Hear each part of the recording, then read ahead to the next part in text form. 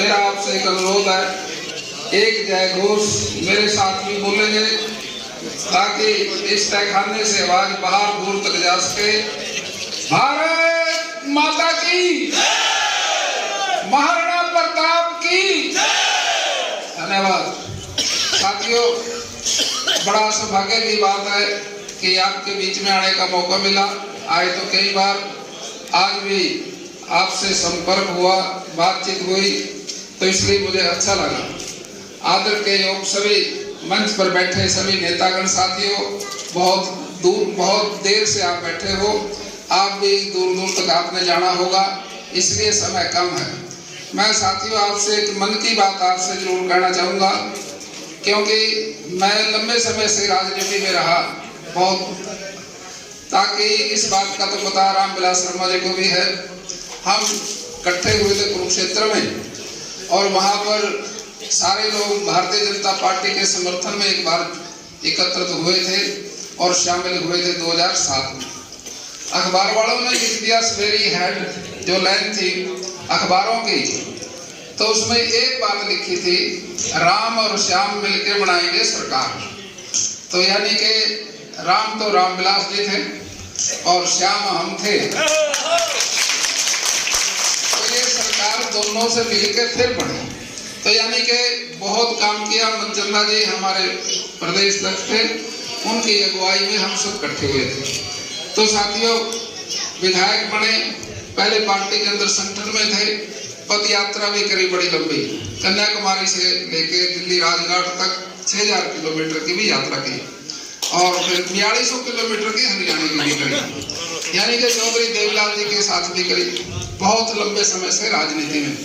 तो साथियों, महाराणा प्रताप की आज पुण्यतिथि है, उस पे हम सब इकट्ठे हुए हैं। बड़ी सौभाग्य की बात है, बड़ी अच्छी बात है, क्योंकि महाराणा प्रताप दुनिया में प्रेरणा के स्रोत है।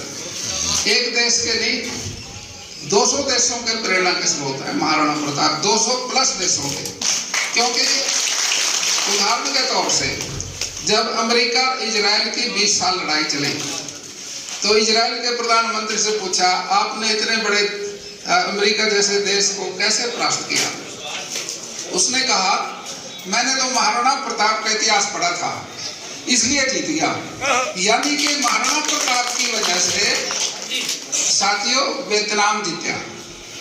और साथियों, आजकल यूक्रेन और रशिया का युद्ध है, और यूक्रेन के प्रधानमंत्री जी क्या बोलते हैं, युग हम ऐसे लड़ेंगे जैसे महाराणा प्रताप लड़े। लेकिन साथियों, सौभाग्य की बात है, इतना बड़े समाज के अंदर इस देश के बहुत बड़े योद्धा हुए, एक नहीं बहुत हुए, और बहुत लोगों में ऐसी ऐसी क्वालिटियां थी, उनका संघर्ष था, उनका जीवन का एक लक्ष्य था।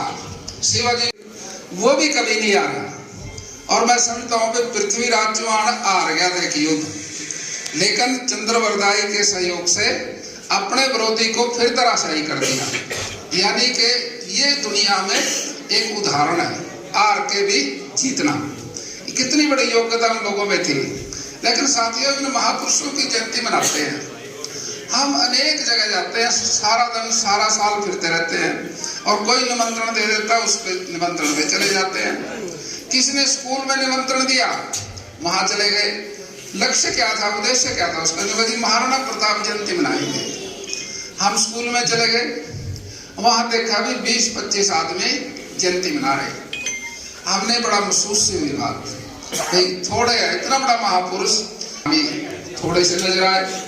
एक बार कलैत वाले बच्चे मेरे पास आए, मैं CPS था, कहने लगा, राणा जी हम कलैत में महाराणा जयंती मनाएंगे, आप मुख्य अतिथि बन जाओ।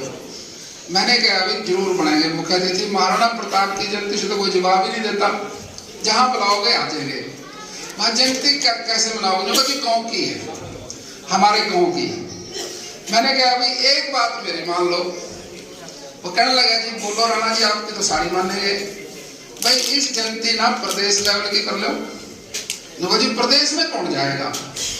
मैं यार हम चले जाएंगे, प्रदेश में तो हम चले जाएंगे, आप इसको प्रदेश लेवल की करो। जी खर्चा कितना होगा?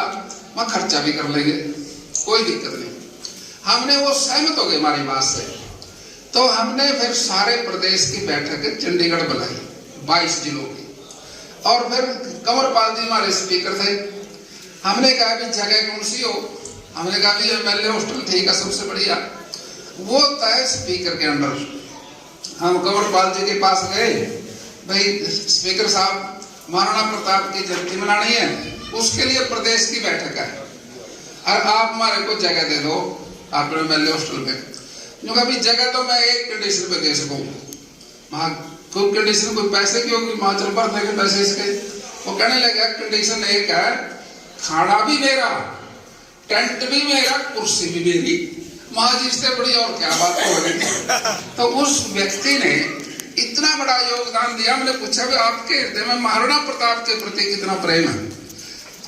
जो उसका इतिहास पन्नादाय कौन थे? कौन जाति की थी? तो फिर वो कंवरपाल जी ने बात बताई। तो महाराणा प्रताप से तो 36 भ्रातरी को प्रेम है हर, क्योंकि देशभक्तों से हर आदमी लगाव रखता है, वो किसी एक जाति के नहीं है। तो उन्होंने हमारा सारा खर्चा उठा लिया।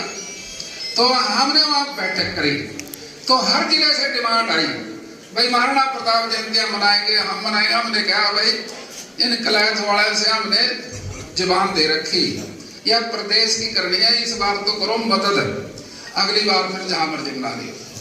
तो वहां हमने उस जयंती को फाइनल कर दिया। बच्चों में बड़ा चाव था, कहने लगे राणा जी, राजनाथ जी पे चलो, गवर्नर साहब पे चलो, मुख्यमंत्री पे चलो। हमारे मुख्य अतिथि महामुख्य अतिथि किसको बढ़ाए जी के पास। मुख्यमंत्री जी कहने लगे कोई बात नहीं भाई, खट्टर साहब थे और उस समय उन्होंने हमारी बात को मान लिया। लेकिन एक लड़का हमारे से कहने लगे कि हम गवर्नर साहब को ही बुलावांगे।